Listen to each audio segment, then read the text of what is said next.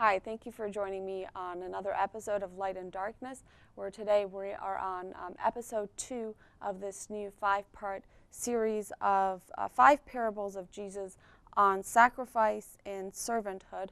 And today we will look at the cost of discipleship.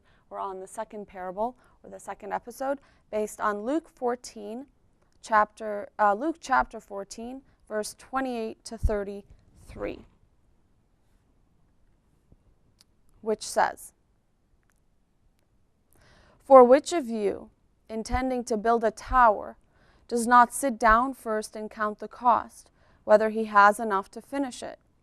Lest, after he has laid down the foundation and is not able to finish it, all who see it begin to mock him, saying, 'This man began to build and was not able to finish.'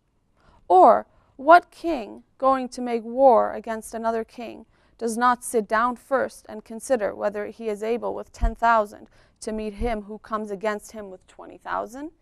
Or else, while the other is still a great way off, he sends a delegation and asks conditions of peace.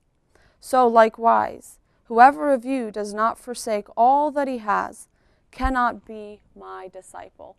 This is the important verse, the very last verse, which I will reread, verse 33.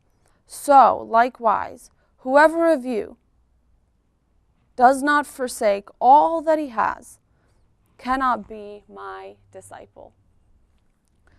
And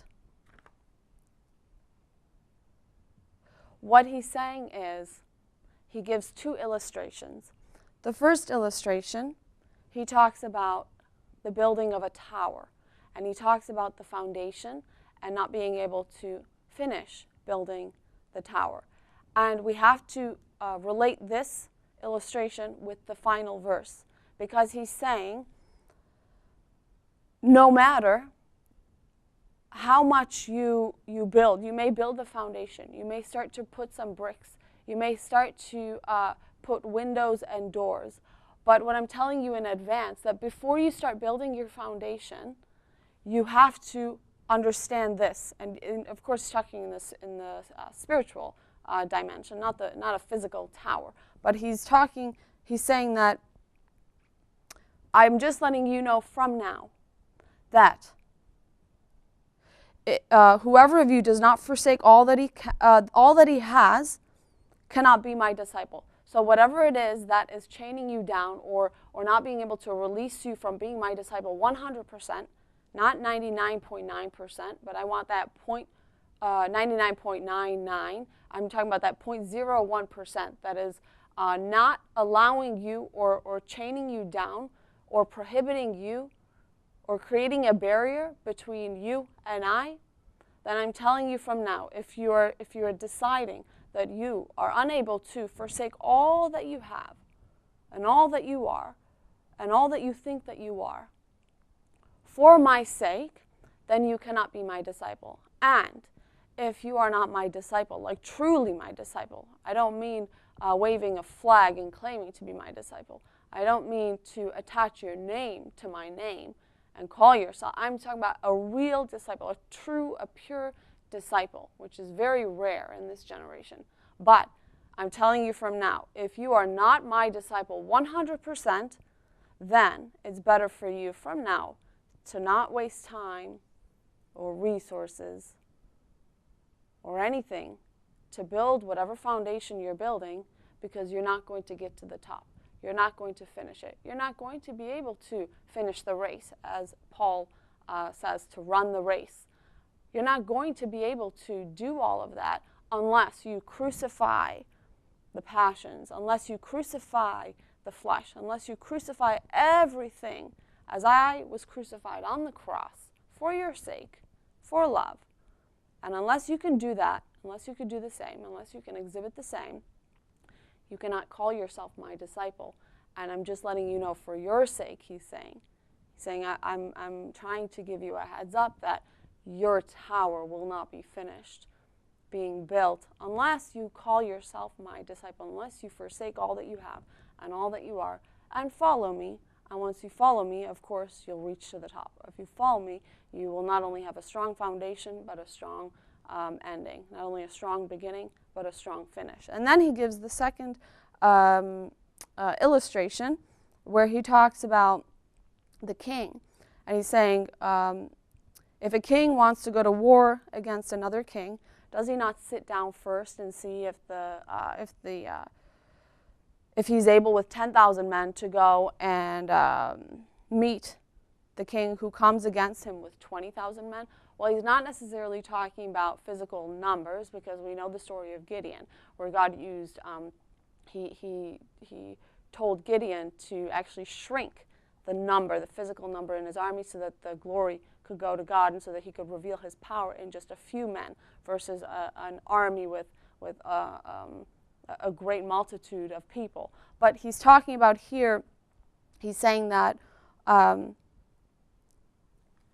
very similar to the first illustration, where he's saying, before you sit down and figure out and decide that you are able to conquer this other king, or if you know, go to war with this king with double the number or double the power, you need to understand that unless you're my disciple, you cannot conquer that person.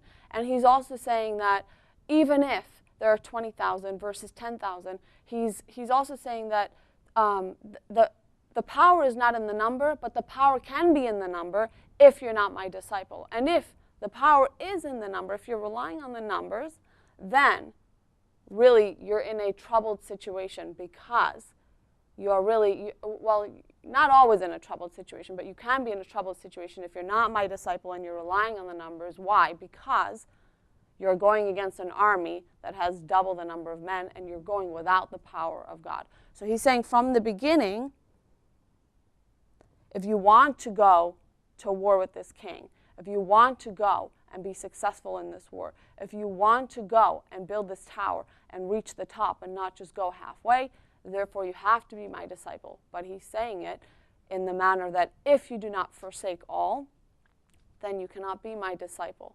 And it's up to us as his followers to understand that to be his disciple, we have to forsake all for his sake. And, of course, whatever we give back to God, he will not only return back to us, but return back to us not only in a full measure, but above and beyond, because he looks at the heart of the person and the heart of the follower of Christ. And so, but he's saying that even though I am saying this, there are many who do not, follow me, who do not forsake all, who do not crucify the flesh and the passions and everything that goes. And because of that reason, you can not only not be called my disciple, but you will not win the battle. You will not build this tower because you're doing it on your own strength, because you're doing it without my power. And so it's a challenge for us and an encouragement for those of us who have crucified our flesh with its passions and really surrendered with the heart of a servant and just said, God, use me, and I come sort of with an empty cup, and I want you to fill that cup and to fill me and to use me and to not only bless me, but bless through me to other people and share your light through my life as a testimony. And that's really what he wants to do, is to visualize that miracle for the world through the scattered disciples in this generation. So it's a great challenge for us and a great encouragement for us, but it's also a wonderful way to really, it's a checkpoint as well, to say before we start building, or if we're in the middle of building, or if we're making decisions, on what basis are we making those decisions, and on whose authority are we in, and in whose hand are we in? Are we in our own, or are we in the hand of God? And if we really are in the hand of God, then therefore we can really move forward with confidence and reliance and full trust, because we are fully sacrificed and surrendered to his will. Thanks for joining me here on Light and Darkness.